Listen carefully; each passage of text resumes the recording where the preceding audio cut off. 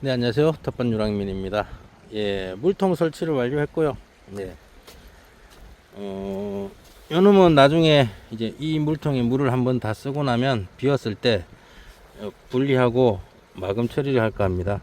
불필요한 거고요. 딱히 필요가 없을 것 같고, 그래서 제거를 할 생각이고, 나머지는 다 설치를 했습니다. 원하는 대로. 네, 요거도 가져와서 여기다 얹어서 이렇게 물통을 하나 갖다 놨고요.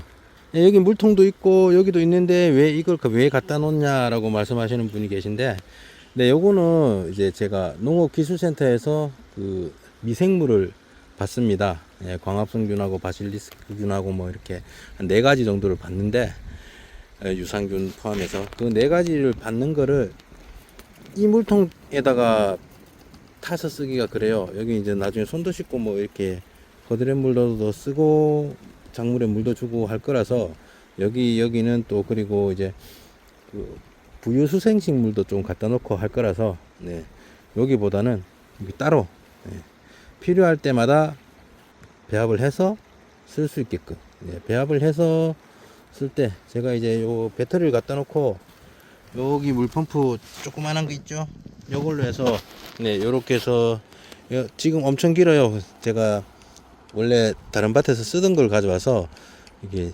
자르면은 다시 돌아갔을 때 거기 길이가 모자랄까봐 안 자르고 이대로 그냥 설치를 했는데, 이대로 틀어서 물을 줍니다. 배터리는 제가 충전해서 가져다니면서, 이 배터리로 공용으로 이제 요 펌프도 사용되고, 저 강에서 이 메인 물통에 물 끌어올릴 때도 저 배터리를 씁니다. 똑같기 때문에 일부러 다 똑같이 맞췄어요. 잭하고도. 그래가지고 저렇게 쓰려고 하고 있고요. 그리고 이제 요 부분이 이제 입수구가 요건데, 요거를 이제 이 통에서 해도 되고요. 이 통에서 나오는 물 호수에다 꼽아도 되고, 그리고 이 통에서 나오는 물 호수에다가 여기 이렇게 꼽으면, 네, 이 통 물이 나가는 거고, 이 통 물이 나가고, 이 통 물이 나가고, 이렇게 3가지를 다 원할 때 바꿔서 쓸 수 있게끔 이렇게 해놨고요. 원래는 뭐 갈래로 Y자로 나누고 해서 다 밸브 달고 이러는데, 간이적으로 쓰는 곳이라서 이런 식으로 활용을 해서 쓰면 된다라는 것만 알면 되기 때문에, 제가 그렇게 조금 귀찮더라도 그렇게 바꿔서 쓰면 될 것 같습니다. 그래서 요 통이 이렇게 위치한 이유고요. 그리고 여기서 이제 물조르로 충분히 물이 떠집니다. 그렇기 때문에 공간은 충분하고요. 그리고 요거는, 네, 여 밑에 지금 보리를 뿌려놔서 보리가 크고 있죠. 네, 유기물 멀칭을 해서 마지막에 이제 여기 떠날 때 나무라도 한 그루 심어주고 갈까 싶어서 이렇게 만들었는데, 이거 유기물로 다 채우거나 아니면 나무를 심기 전까지 시간이 엄청 많잖아요. 그래서 이거 뭐 하나 싶어서 있다가, 네, 여기서 뜯어낸 아랫부분 철판을 여기다 붙였습니다. 그래서 간이 식탁 겸 의자로 씁니다. 예, 앉아도 아무 지장 없고요. 떨어질 일도 없고 올라가도 아무 지장이 없습니다. 그래서 간이 식탁 겸, 어차피 햇빛은 들어가고 보리는 자랄 거니까 이렇게 해놨고요. 그리고 오늘 파를 얻어서 조금 심었습니다. 예, 나눠주시는 분이 이 파의 이름을 모른다고 하십니다. 삼동파 아니면 뭐 조선파,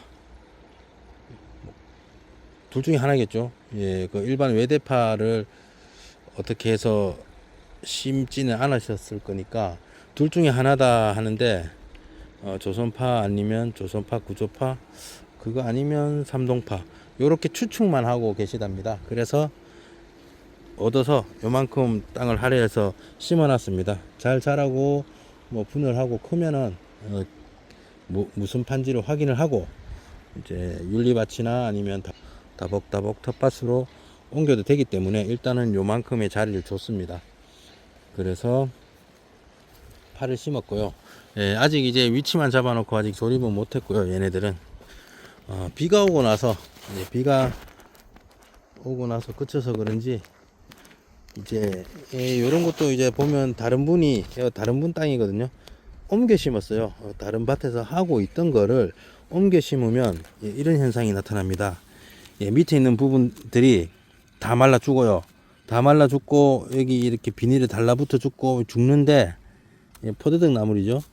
요거는 방풍이고, 이 다 죽는데 딱 보면 비가 오고 이제 날이 좋아지고 뿌리가 활착을 했죠. 보시면 예, 여기 새싹들이 다 올라오고 있죠. 원래 기존에 있던 거를 비 오는 날에 옮겨 심지 않는 한은 밑에 있는 잎들은 다 죽어요. 이렇게 다 죽었다 큰일 났다 해도 얘네들이 죽으면 다 요렇게 여기도 올라오고 있죠. 여기도 이렇게 올라오고 있고 이런 식으로 다 올라옵니다. 그래서 기존에 밭이 있는 분들은 텃밭을 분양을 받으면 이렇게 가져와서 옮겨 심으면 다른 분들 모종 사서 심거나 씨앗을 뿌린 분들보다 훨씬 빠른 활착과 성장을 할 수 있습니다. 그래서 요분은 이렇게 하시는 것 같고요. 여기는 뭐 퇴비만 넣고 아직 아무것도 안 한 것 같고, 저기도 상추도 가져왔는데 요 분이 상추를 이렇게 옮겨 심으셨어요. 자, 기존에 있던 땅에서 상추를 옮겨 심었어요. 옮겨 심으면 아까 뭐라고 그랬죠? 밑에 있는 하엽들은 다 죽는다 그랬죠. 죽는데 완전히 죽기 전까지 얘네들이 지금 아직 붙어서 살아서 살려고 어떻게든 살려보려고 어떻게든 하고 있어요. 다 필요 없고, 자 이제 요 안에 싹들이 하나씩 나오기 시작했다. 그러면 얘는 활착이 된 거예요. 활착이 되었으면 얘네들은 이거 필요 없어요. 방해만 돼요.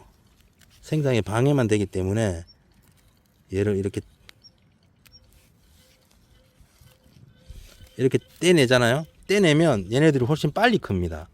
그래서 이걸 달고 있는 것보다 어느 정도 활착이 되었고 새순이 나오는 것 같다 싶으면 얼른 떼주세요. 이거를 아랫부분까지. 이분도 자주 오시는 분인데 이렇게 해서 딱 떼주고 나면 얘네들이 활착이 이미 되었기 때문에 빨리 성장을 합니다. 그러면 다음 주 다다음 주 바로 이렇게 상추를 드실 수가 있어요. 그리고 다른 데도 보면 이제 모종을 심으신 분도 있고, 비가 한번 오고 나면 참 활착이 잘 되죠. 요런 것도 보면 상추를 좀 깊게 심으셨죠. 상추 모종을 심을 때는 요게 땅이면 모종이 요렇게 되게 심어야 돼요. 이거 안 보이네. 자, 여기 땅입니다. 그러면 모종이 요렇게 되게 심어야 돼요. 지면하고 똑같이.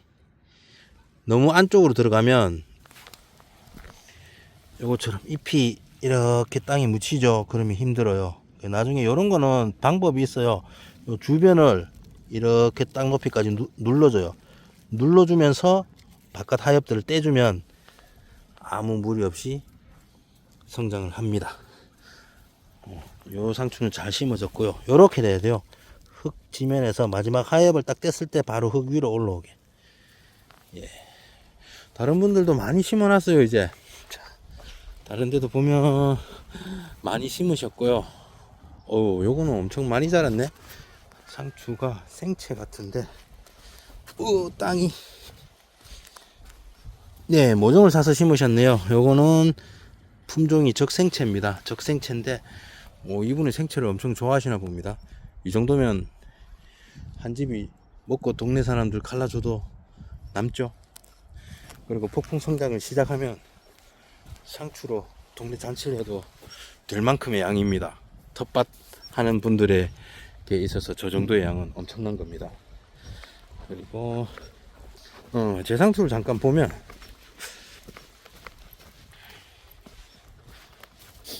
전에 말씀드렸다시피 저는 하엽을 다 떼줬고요. 이제 활착을 하고 점점 크고 있죠. 문제가 생겼습니다. 자, 로메인 상추거든요. 누가 먹었을까요? 이걸 봐도 뭐 바람 때문에 그래 된 것 같진 않고, 보세요. 요렇게 한번 떼먹고, 요렇게 한번 떼먹고, 요렇게 한번 베어먹고, 요렇게 한번 베어먹고, 요렇게 베어먹고, 요렇게 베어먹고. 뭔가가 와서 먹었는 것 같아요. 근데 다른 상추들은 손도 안 댔어요. 이상한 노릇이네. 누가 먹었을까? 잎 크기나 그런 걸로 봐서는 고라니 같긴 한데 주변에 고라니 발자국이 없어요 지금. 보통 이렇게 해놓으면 요 위로 이렇게 한번 지나가거나 하면 발자국이 탁 남거든요. 그러면 그놈이다라고 할 수 있는데, 이놈은 흔적을 남기지 않고 로메인만 조금 뜯어 먹다가 갔습니다.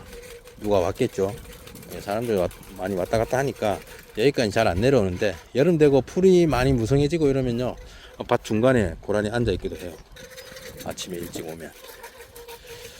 네, 그렇습니다. 그래서 오늘은 물통 확인을 하고요, 상추들하고 텃밭을 한번 돌아봤습니다. 자, 이상 텃밭 유랑민이었습니다.